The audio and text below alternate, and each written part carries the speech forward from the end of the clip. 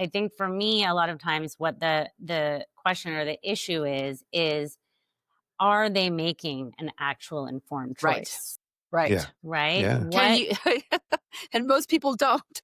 And most people don't. And again, Mm, it's like the responsibility, it lies with the people that are convincing them that they can save this life. It also lies with the responsibility of the person that wants to hear it, that isn't Hmm. imagining all of the different circumstances, the different consequences, the beauty of it, the really hard things about it.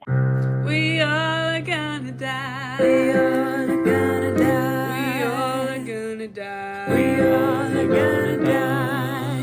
Why don't we help each other prepare for it? Without death, there could not be life. I'm talking about end of life conversations, conversations about the end of life.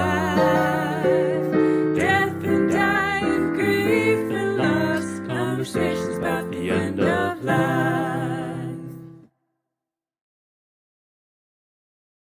Welcome, everyone. Today we are talking with Monica Aurora Mm-hmm. Kumar. Monica is an end-of-life educator, former nurse, and the author of Beyond Loss, The Power of Purposeful Grief.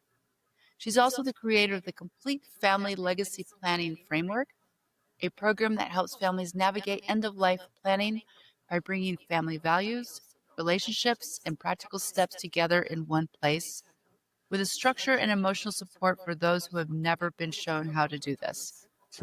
Monica is from Vancouver, BC, the first in her family to be born in Canada after her parents immigrated from India with her older brother.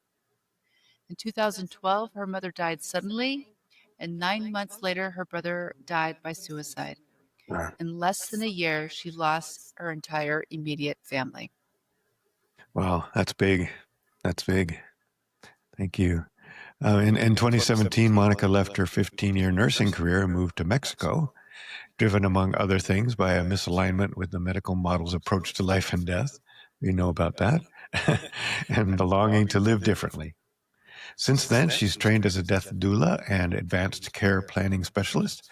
Her work is deeply informed by both her professional background and personal experience, blending the practical with the emotional, and always guided by the belief that planning for death is really about honoring life. Yes, it is. Monica now lives much of her life in Spanish. We should just do this in Spanish, huh, Sí, Luis? vamos hablando en español. Pues. But my Spanish isn't good enough, so Exactly. she believes that some of the most meaningful work we do is the quiet kind, sitting beside someone who's grieving, listening without fixing, and staying present. Really, that's really it. Staying present when things get hard. So thank you so much for joining us today, Monica. We really Thank appreciate you. it. Thank you. Can you tell us a little more about when you first became aware of death in your life? Yeah, so that I remember the first time that I became aware of death was when I was 6 years old. My brother was quite a lot older than me. He was 12 years older than me, and he had already started to show signs of mental illness by that time. And he attempted suicide for the first time when I was Wow. 6 and he was 18.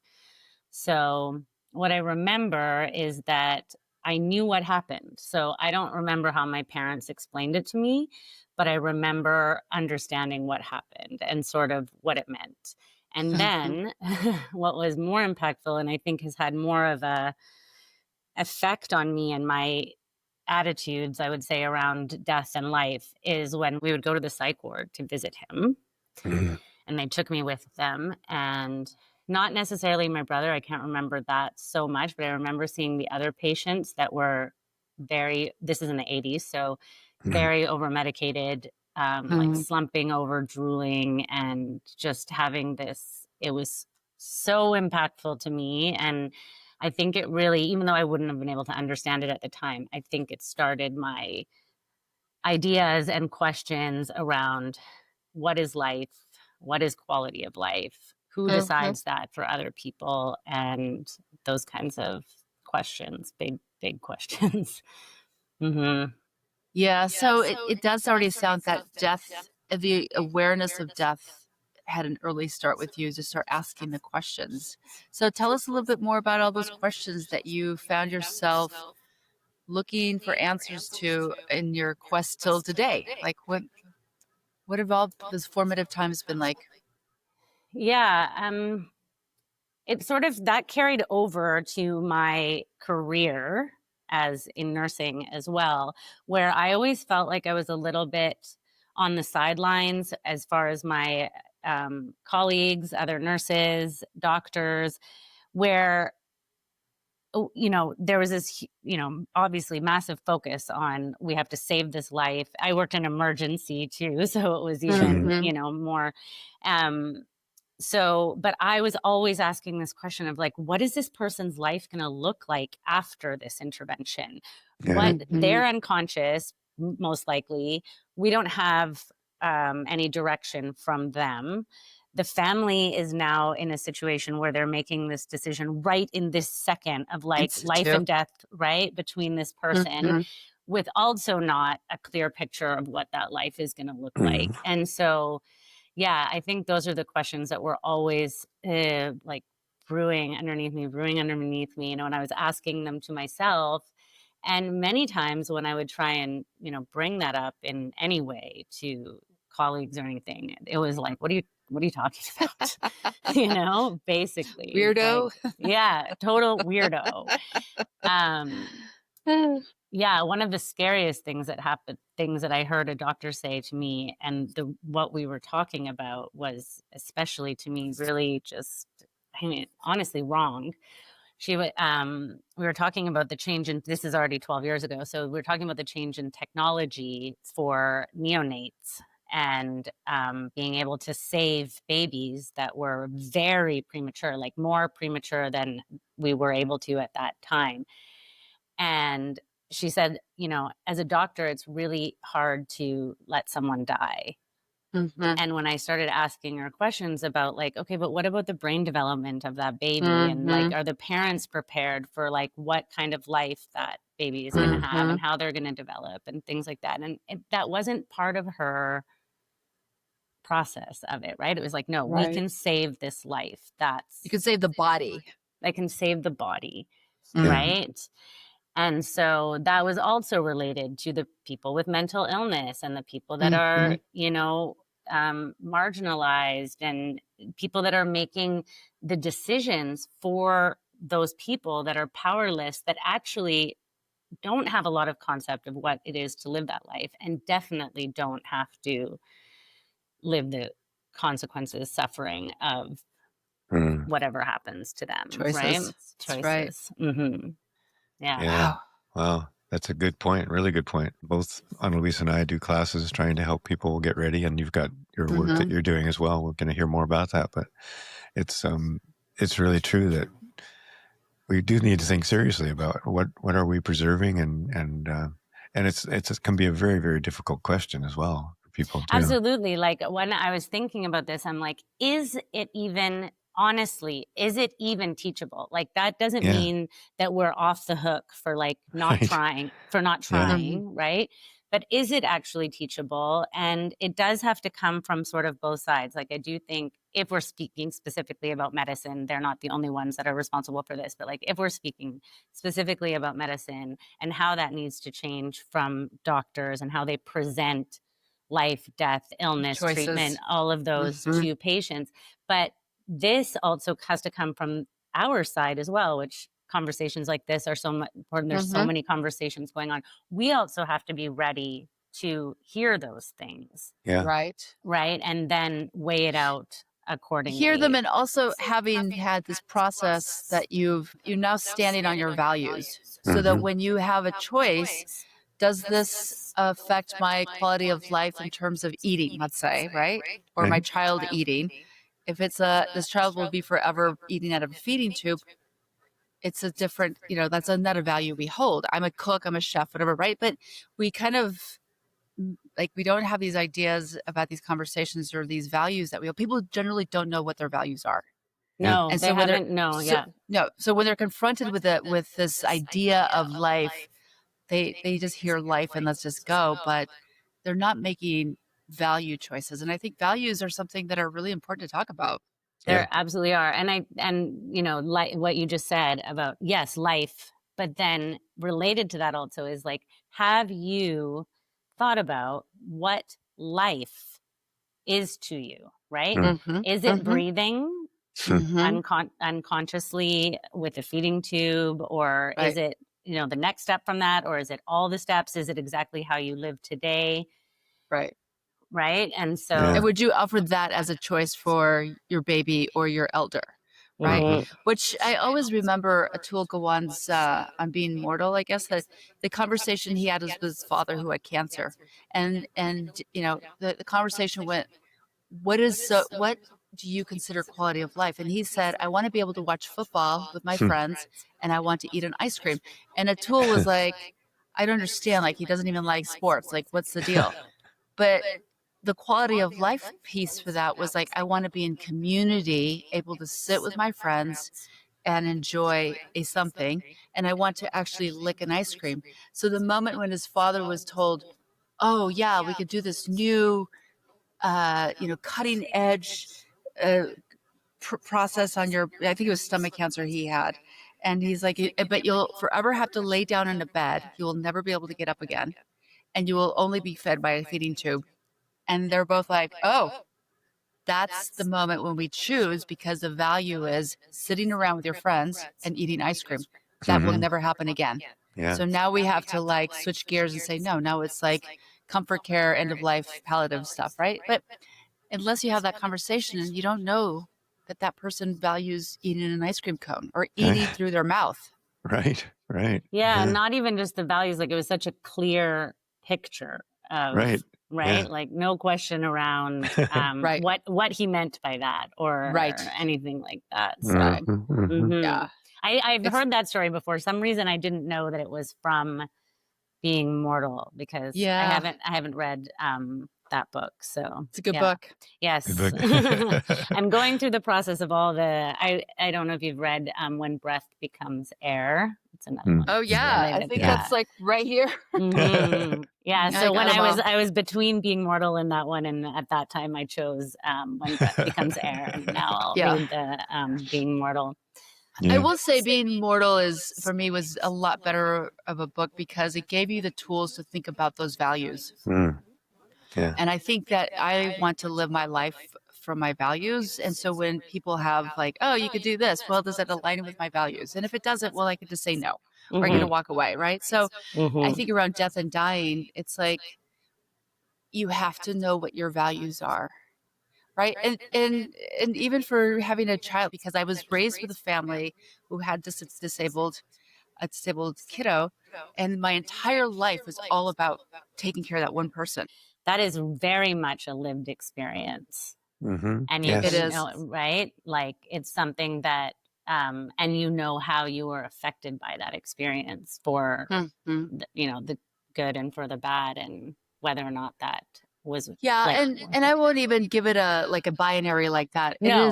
It's a lived experience that still continues to speak into my life around the things that I value and how I move forward. And I don't judge people in their myriad of choices. I just know that, you know, for my sister just died 5 years ago, and so for 51 years of my life, it was a constant support of this one person. This entire family supported one person, and that's a lot. That's a big ask. Yeah, it is. Yeah, it Very definitely much. is. Yeah. And yeah, and I think what you just said about the myriad of choices and respecting those choices, and 100%. I think for me, a lot of times what the question or the issue is, are they making an actual informed choice? Right. Yeah. Right. Yeah. And most people don't. And most people don't. And again, it's like the responsibility, it lies with the people that are convincing them that they can save this life. It also lies with the responsibility of the person that wants to hear it, that isn't imagining all of the different circumstances, the different consequences, the beauty of it, the really hard things about it, how it's going to affect. So, and again, it's like, it's hard to know. It's like the same thing as I'm saying is it teachable? Yeah. How much information do we have to give somebody, or how much information do we need to receive before we can say, yes, now we're making an informed choice? Right. Yeah.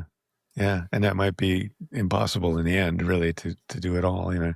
Yeah. And But I think because it's, but it's necessary, but because of what people's stories are, because of what people's capacity to hear, you know, you can do your best, and we do our best, and we need to do our best, and that's kind of what we'll talk about next, maybe the book you're working on, or the book your book.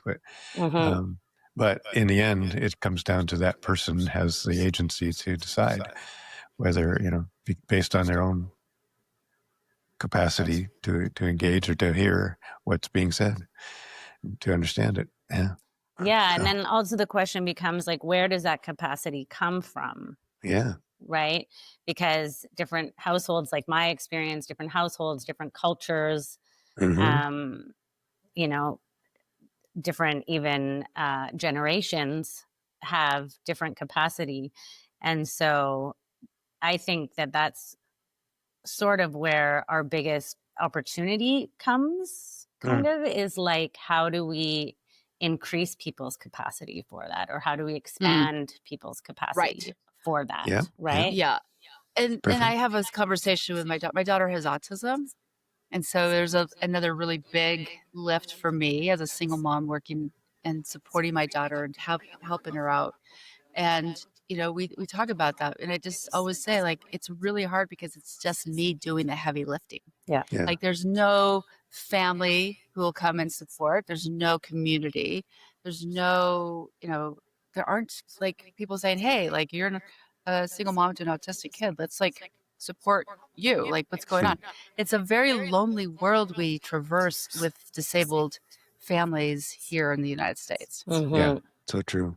Yeah. Yeah. Yeah, I mean, and I think when maybe with certain disabilities, there's a little bit of change in that, where the people that have the children with that disability are coming together to try and support each other. But then there's so much day to day, minute to minute things that are going on that it's almost Yeah. like connecting with people that could support you is just another thing that you might have to do, right? But yeah, I think that there's a little bit of change with communities within communities that are sort of forming in that way. But yeah, I can only imagine how difficult. Yeah. Yeah. Well, and as you said, this conversation is one that we're having. The reason we're doing this podcast is to begin to have these conversations and begin to get people more comfortable with talking about all of these things. So All of really it. appreciate that. Yeah. I'd like to hear more about the current work you're doing, or the work you've done and are engaged with your book and the other work. Really fascinating stuff. And I looked at it. It's looks very useful. It's very important. So. Oh, thank you. My book. Yeah. So when my mother died, this was the worst thing that ever happened to me. And it will always be the worst thing that ever happened to me. But when that immediately when it happened, and the whole process since then until today, which is 13 years later, I just have I continue to see ways in which her preparation for her death, and all of her preparation for me, like how she prepared me for life, I still see new ways that in a new situation that I'm facing, how that preparation helped me. And then how my process through grief has just transformed me. And then how my process through grief was so informed and affected by how my mother prepared me. You know, and so I was the first person of my group of friends to lose my mother. I wasn't super young. I was 34, but young enough. And now is sort of the time, you know, I'm in my late 40s. Now is this time where more of my friends are losing their parents and stuff. And I was also the closest to my mother. And so when I was completely shattered, but also still able to take on all this responsibility of being the executor. You know, she had multiple properties. My brother was in a mental health crisis at that time. He was actually already in the hospital when my mom passed away. So trying to take care of him and all of the different things that I was handling, and my friends, knowing how shattered I was, knowing how much my mom was like everything to me, and knowing how much responsibility I was now taking on and functioning to a certain degree, they were just in awe, right? Like, how are you able to do this? And I was like, well, like my mom prepared me, like specific questions they would ask me. How do you know how to do this? How do you know how to do that? How do you know what to do with this property? And I was like, Mhm. oh, well, my mom prepared Told me, you. you Yeah. know, and not like sat down and had a conversation with me one day. Like, this was constant, consistent Yes. values, right? Sacrifice, like, especially as immigrant children. One thing that I really thought about and reflected on, or it just kind of hit me one day, where I was like, as children of immigrants,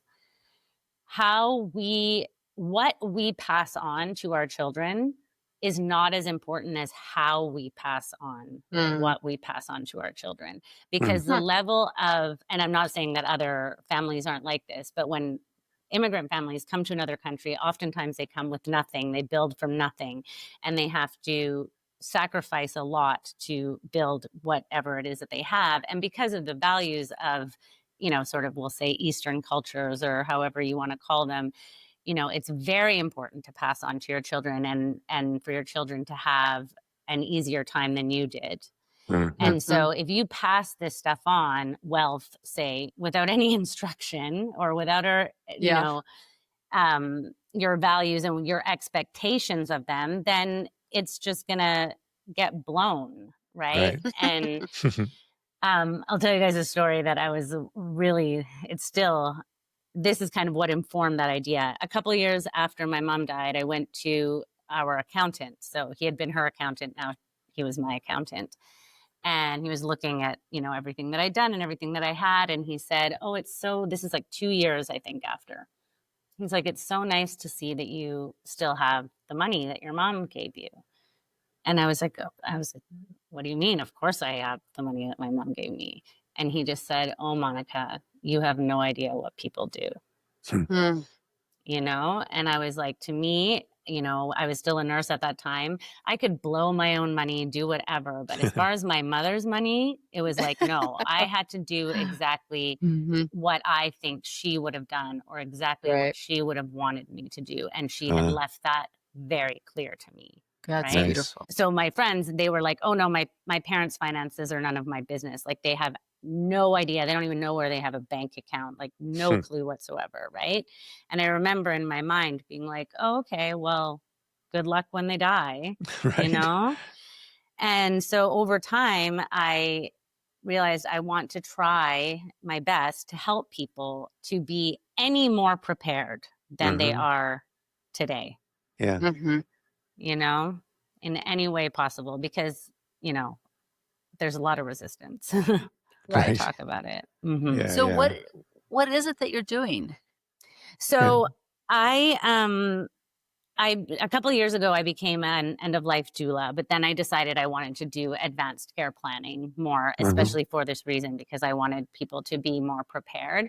And because I'm in Tulum, I'm sort of isolated. I don't have another, end of life doulas or anything around me. So what I decided to do was develop an online program. So that's my complete family legacy planning program. And it takes people through every single part of planning, including clinical, legal. Obviously, they have to work with the lawyer, but I really prepare them for those meetings and what they need to take. Financial planning, personal planning. And then one thing that I think is missing from a lot of advanced care plans is caregiving planning, which I've never really seen in any other programs. To be talking about that. And so many times when I've seen with clients that now the opportunity is gone to ask their parent what they would want, if it would be okay, for example, if they could go to a nursing home. But now the parent is in full-fledged dementia, and the family is trying to take care of the family member, and they're drowning, right? But they cannot bring themselves to bring them to a nursing home, because they never had the conversation with their parent before, and they are completely convinced that their parent would never, ever want that. Right. But they don't know right? It's just the assumption, and they never had the conversation when they had the chance. So I think that with caregiving planning, it's difficult. I mean, with any kind of planning, there's this idea that, you know, we can plan for XYZ and maybe, you know, S is going to happen. So we can't prepare for everything. And with caregiving planning, even more so, because we don't know what kind of, you know, trajectory we're going to take. Yeah. But I think there are some baseline choices, baseline decisions, baseline values that can be talked about that can inform any kind of sort of path that that person may take, and to just help the family to, you know, make decisions. And I think that's the key too, is that, and that's what I always tell everybody I talk about advanced care directive planning. It's like, you know, you can have this document, and this document may actually like be left behind in your desk drawer when something is going on. So people don't actually know, but the people around you who have heard you talk about the values that you have will be able to make informed decisions with or without that piece of paper, because they'll be like, wait a second, my mother said this over and over again, and I think that this situation, I think she'd be okay with this, right? Like, you know, I want to die in the woods, but you know, if I have dementia, my kids know, like, you don't have to take care of me full time. Like, it's okay. I want to make sure that you're okay. So they already hear that. They know, they're like, oh, okay, that choice, we know what our values lie in. But it's conversations. Yeah, but it's having those conversations. Exactly. It's having those conversations. So my program is kind of built in the idea that I had these conversations, like I said, over a lifetime. Not everybody has that opportunity. And especially now, they don't have the opportunity of that much time because their parents are getting older, and now it's time to have those conversations. So to provide everything in one place, that's a container that sort of you can get the most benefit of, instead of having the lifetime of conversations, the most sort of robust conversations and planning that you can in a shorter amount of time. Yeah.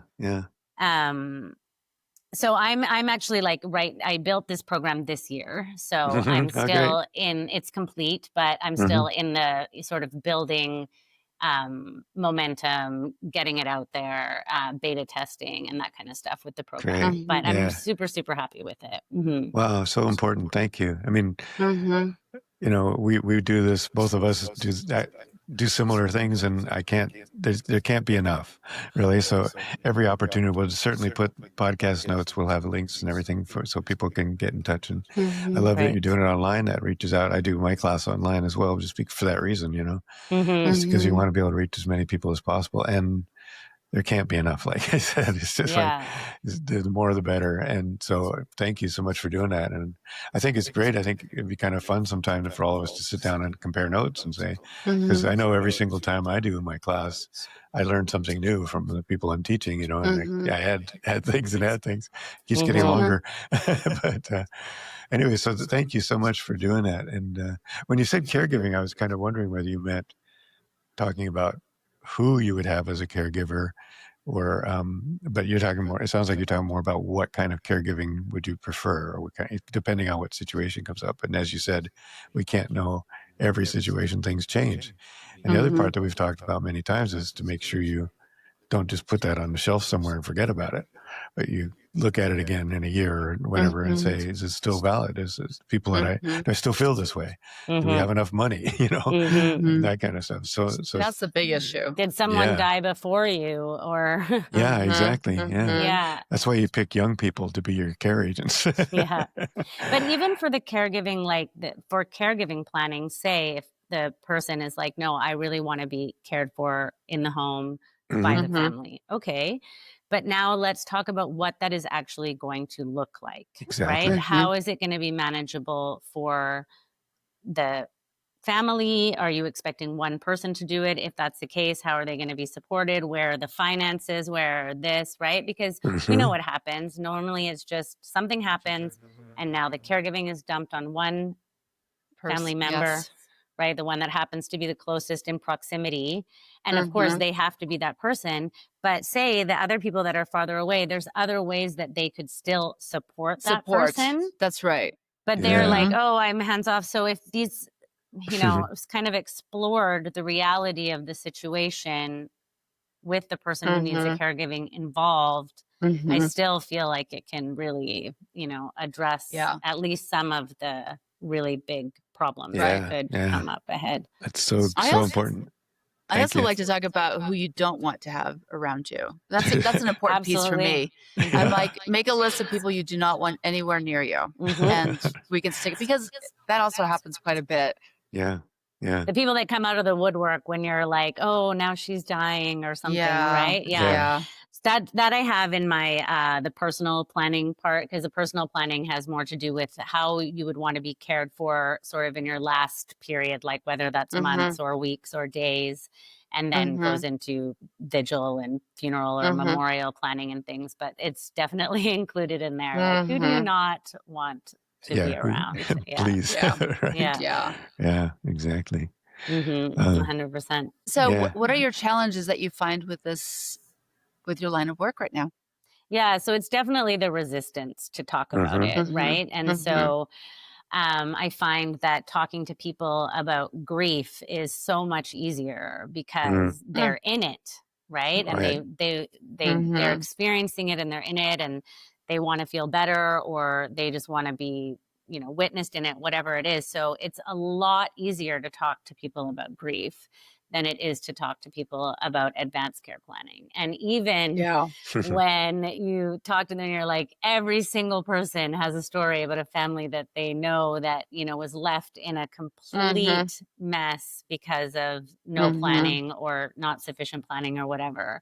And even then it's still like, oh yeah, we know we need to do that. We're going to do it. We're going to do it. And so that's the hardest part for sure. Yeah. We were just talking about people we know in our lives who both, of course, we talk about this all the time. That's who we are, right? But who will literally say, no, I don't want anything to do with that. I'm not going to think about that, right? So yeah, I thought about that question about challenges. I thought that's probably the biggest challenge. It's the challenge we face the most is people who just are afraid of this or don't want to talk about it. Or what I find, this has happened a lot of times too for me, is I say, hey, so, do you have your advanced care directive plan? And they'll say, yes, I've already talked to my lawyer, or I have my living will, and I have my whatever, right? Like whatever words that they want to use. And I was like, well, is that really, and that's does it have your advanced care? And they look at me as though I'm an idiot. Like, I have my will. And I'm always, so I have to figure out like what kind of relationship I have with this. It's usually a friend. It's usually a good friend who will be like, they don't really actually know what it is I'm talking about, but they think they know. And they're going to be really resistant to like accepting that there is something else that they should be doing. Right. Yeah. Like, so much more. And so I recently talked to a friend. I was like, oh, I need to redo my advanced care directive. And he said, yeah, like I need to do my will again. And I'm like, do you have your advanced care directive? He's like, well, I have to, I'll have to call my lawyer and do my will. It's really bizarre. Like, I'm like, all right, well, I'll show you my advanced care when I'm done so that you can get an idea of what it is I'm talking about. Yeah, exactly. Well, and one of the ways that I kind of address that with people, one, I think, this is also just we're still stuck in these old ideas and these old systems that haven't caught up that having a will is enough, right? Yeah. Even if we're not even talking about our advanced care directives, even with that, having a will really isn't enough, right? Right. Like we have all these, devices and all these different bank accounts everywhere, and digital bank accounts and cryptocurrency and, properties, all like you just have a will. What is the person really going to do with that, right? How are they going to know where things are and how to move things? And also, again, a will is you get this, you get that, but it's not like what I would really hope happens with that or anything, right? But another way that I kind of address that with people is, first, a will is not enough, but a will is you're dead and it's assets, right? But you are so much more than a list of assets. And what about life? What about what happens before death? Like a will is boom, you're dead. What about the even little bit of time before that, or the extended, right? And so now it's not about your heirs or your assets. It's really about you and what you want that last time to. It's the value to look like. So. And also, like you said, more than, I mean, at least in the state I'm in Washington State, just having a will is, you're going to be spending months in court because you've got to go through the whole probate and interstacy and all this stuff to find out, the court has to approve it. And if you've only got a will and there's no, depending on your assets, but there's no explanation, what do you want to have happen to your car, or this kind of stuff. The courts are going to have to figure this out, and so it'll take a lot longer unless in spending the time thinking about these things and getting them talked about and written down, hopefully in some way that people can find it and know where to find it. There's so much more. So thanks. So in the legal part of my program, where people are going to have to go see a lawyer and everything, I explain, I have a whole list of the types of assets that people may have, because your lawyer isn't going to ask you, do you have a car? Do you have this? Do you have that? No, you have to go to them saying, this is a list of assets that I have, and all of these need to be included in my will, right? Right. I even ask people, like, I know this is, not so common anymore, but it still does happen. Like, if you have some cash buried somewhere or hidden in the house somewhere, like, you don't have to have that in your will, but somebody needs to know where it is.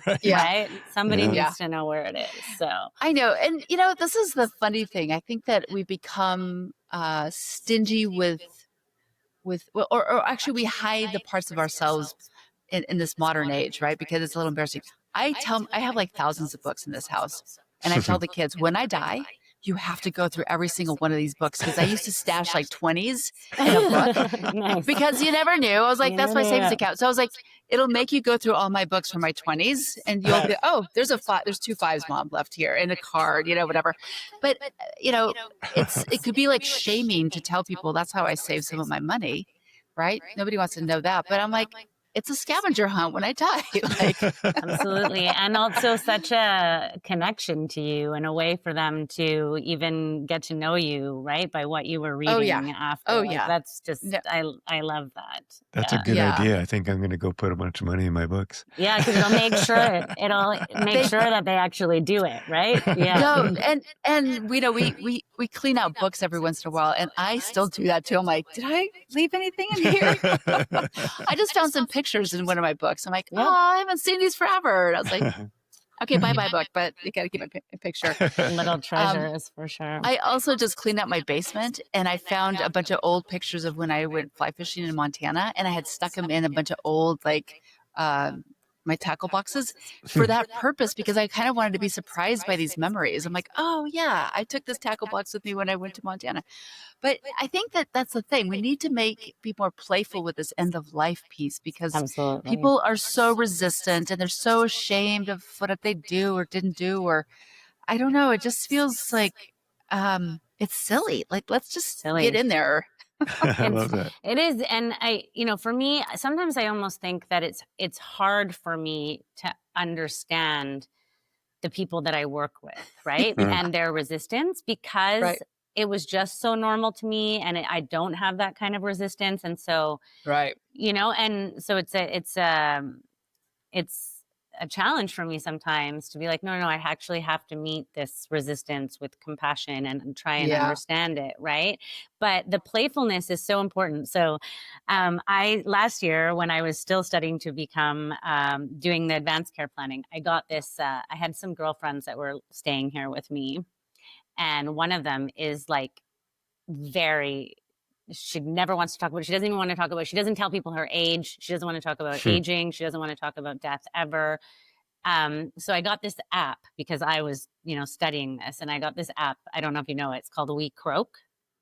We Croak, I've seen it. Yeah. Yeah. So what it does is, I think 3 or 4 times a day, it sends you a little alert.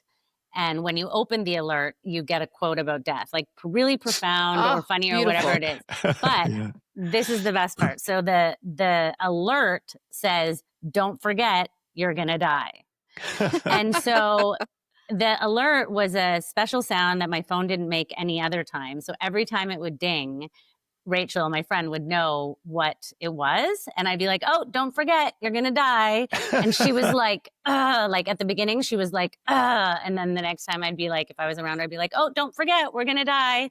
She'd be like, And over time, over a month, she started to laugh every time. And she started to say it. When she would hear the ding, she'd be like, oh, don't forget, you're going to die. And so that was like last year, January to March-ish. And then just this year, I went to Vancouver. She lives in Vancouver. I was in Vancouver. My dad passed away, actually, and I was staying at her house for a few days.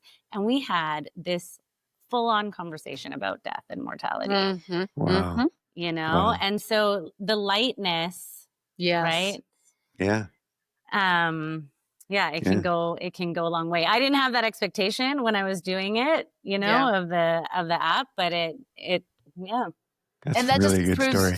it is a great story. And I love how it reinforces what Wakil and I are doing is the more we try to encourage these conversations and talk to people about this is a great conversation to be having. It may be difficult at the beginning for some, but hopefully over time, it just kind of annoys people enough to be like, okay, fine, you know, like let's have that conversation. And I just taught a class. It was cultural, economics, and racial considerations at the end of life. And I had this whole weekend class and we were talking. And finally, this one woman piped in and she said, you know, I've never been with somebody who, she's like, this is not the right word, but so irreverent about death. She's like, it's so fun to hear you talk about this because you're just so light about it. And I'm like, it's under the umbrella of life. There's birth and death. This is just a life. Like, I don't, you know, why not? So, Right, exactly. Yeah, definitely. I could definitely use to be a little bit more light about it. That would probably help. I think that's a great lesson. Learn being playful, learning to be playful about everything in life, really. About everything, absolutely. So I would love to compare notes if we can do that at some point, because another one of my challenges is, again, like being here in Tulum and sort of isolated from, there's a lot of people that are working in thanatologia here, not a lot, but some, which is sort of a different... thanatology. Thanatology, yeah. And they're doing great work, but we're not quite the same.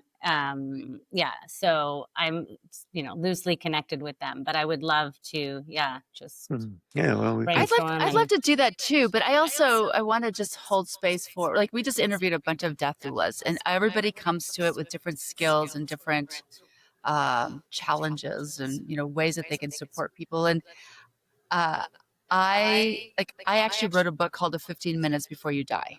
It's a little workbook so people can go through and figure out their advanced care directive planning steps. And not everybody will find that to be as useful. Wakil has a different, class that he teaches. I feel like all of us collectively can learn from each other, but we don't have to catch every single person's needs, right? Yeah. Like the people who are called to us will be who we can support. Yeah. Well, it's like you said, Wakil, there can't be enough, right? There can't be enough.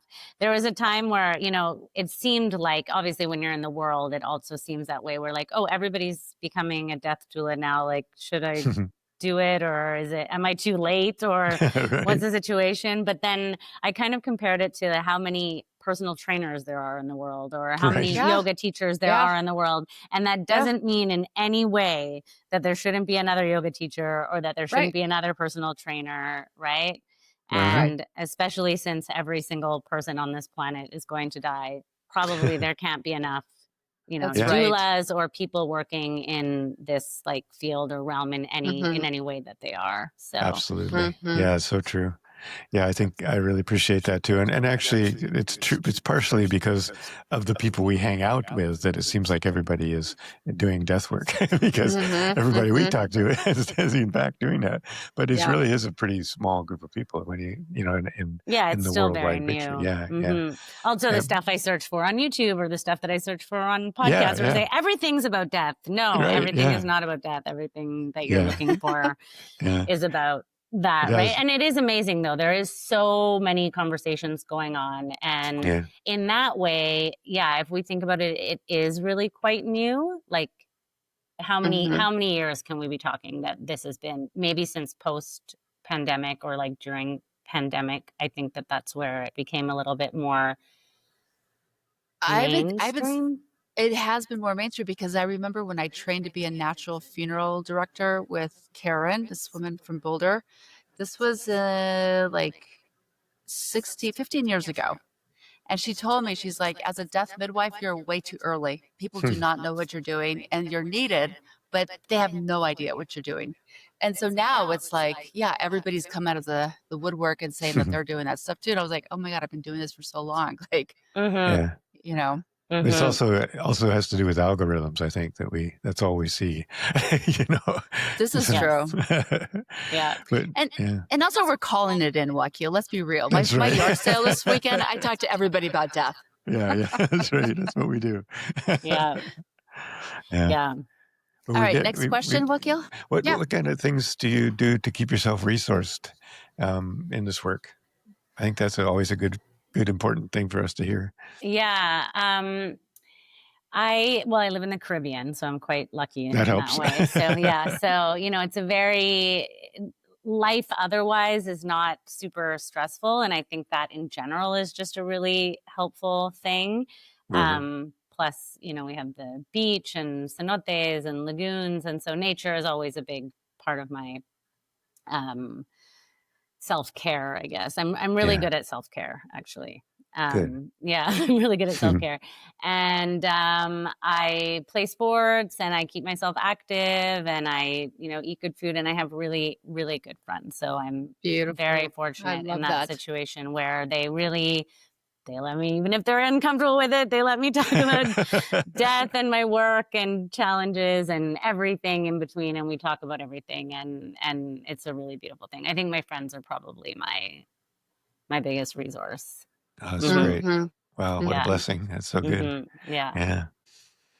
You don't want to know what frightens me? Yeah. Go ahead. I mean, what the kind of the last thing is there anything we haven't asked that you want to talk about? And that is one of the questions. So certainly, tell us what frightens you. I'm not sure if you're going to want to include this or not, but honestly, so my big thing is dementia. That is what frightens me the most about the end of life. And last year, I've all of a sudden it got like intense, and I was like, I can't get dementia. That's the one thing I absolutely can't get. And so I started researching and everything I could about how to prevent, the best ways to prevent it or whatever. And I found out that I was doing most of the things already. And actually, the number one thing that we can do to prevent dementia is exercise. And especially sort of complex exercise, things like dancing, like you're moving your body, but you're also like learning choreography and things like that. So I did Muay Thai which is kind of like kickboxing, for 13 years. So I was like, oh, that's the same as dancing. I'm totally doing that. And I remember at the time I was talking to people, my friends and stuff about it. And I was like, I'm really scared of dementia. So I was like, who is going to take care of me? Like that is the thing that is so for all of us, right? Sure. Who is going to take care of us? But especially like I have no family, right? So who is going to take care of me? And my really good friend who's 15 years younger than me, who lived here in Tulum for a lot of years, and she moved back to Hungary. She was like, I'll take care of you. Aww. And even that, like, it meant so much to me, But yeah, dementia, I think, is my number one. Oh yeah. I certainly understand that. That's hard. I just worked with a family whose mother had shown signs of dementia 20 years ago. And then after 5 years started really going downhill and was being cared for at home for another 5 years. And then 10 more years of being institutionalized. And so 20 years of dealing with this, wow. And it's so hard. She just died, so they came to do some counseling. And just each of them, there's two boys, two sons, and the father. And it was also interesting. Each of their perspectives were a little different, and each of them needed a little different considerations, things to think about. But yeah, that's part of it too. How are the people who are going to take care of you? How are they going to be taken care of? And supported. I like what you said earlier about making sure that caregiver has care. And that's a really important piece of it. Yeah. So is there anything else you wish we would have asked you about? Not that I can think of. That was a really nice conversation. I loved it. I Yeah. think you guys are great interviewers. I don't know if you developed that skill as you went along or if it was something that you naturally have, but yeah, you're really good at just keeping conversation flowing, and I really appreciate it. I've really enjoyed listening to the other episodes that you've done as well. So Great. Yeah. Thank you. Appreciate that. Tell all your friends. Yep. Yeah. Yeah. I think all we my started. friends are excited about this episode, so that'll get for them sure. started. Yeah. Great. It'll probably come in September or so. We'll let you know. Okay. Yeah. I think Ana Luisa and I were having these conversations, and I think we're just naturally good at conversing with this about this. We went to seminary together. Yeah. Yeah. And so every time they said, okay, find a partner and break up and like go and discuss whatever, he and I would connect and we'd be like, yeah. And then they died or what? Like, it was always like circling around this whole death paradigm. And I'm like, dude, like, you're like, right. We're stinking right in it. This seems to be our thing, right? Yeah. Right, exactly. Yeah. Let's do something with it. Yeah. Yeah. Absolutely. That's become our ministry. Mm-hmm. Do you want to read your poem? Oh, she froze. That's what's happening. Well, why don't we read it? And then if she comes back, we'll let her read it again. You want to read it? Sure. Okay. It's a poem by Andrea Gibson, but we were reading just an excerpt of it. It's called The Life-Giving Benefits of Befriending Our Mortality. At the end of our lives, don't we want to say we celebrate the holiday of having bodies? Don't we want to know we have lived like we never forgot we were born astonished and were never intended to grow out of our awe? Awe is the most powerful medicine in the world. I have never felt awe and shame at the same time, awe and loneliness at the same time, awe and judgment at the same time, and nothing wakes us to awe more than life's brevity, which is to say, forming an intimate relationship with our mortality could not only save us, it could save our world. If you don't believe me, tell me the last time you saw anything bite with its jaw dropped. I know the culture we live in. I know mortality isn't small talk, but I wish it was, because it is the seed of connection, the seed of true healing, and the seed of love. Wow. I love that line. Mm-hmm. Tell me the last time you saw anything bite with its jaw dropped. Mm-hmm. Yeah, beautiful. Thank you for joining us today. Please stick around after the credits for our afterthoughts, and it helps our numbers if you stay until the end.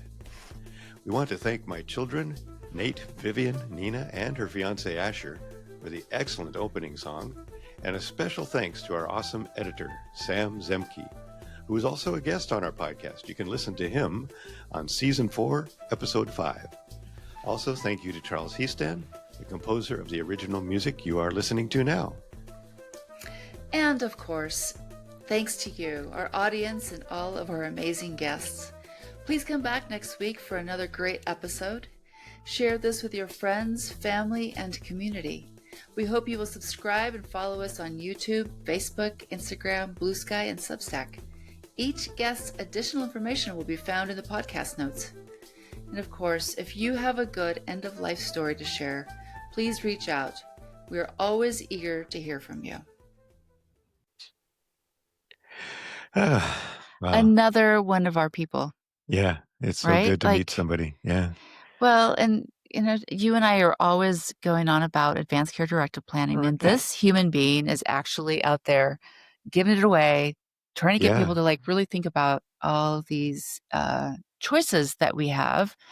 But I do like that she did talk about there's a baseline of choices that we can plan for. Mm-hmm. And we may not get to do any of those things, but at least we have a road map to see what we want or don't want. Right. And she helps to create that. That's great. And also that as many people we've met, she was, she had an experience in her life where she was wow, this is so important that people do this planning. And so how can I help? And so instead of just saying, this is so important, she set something up to help. She has some free resources that are really excellent on her website.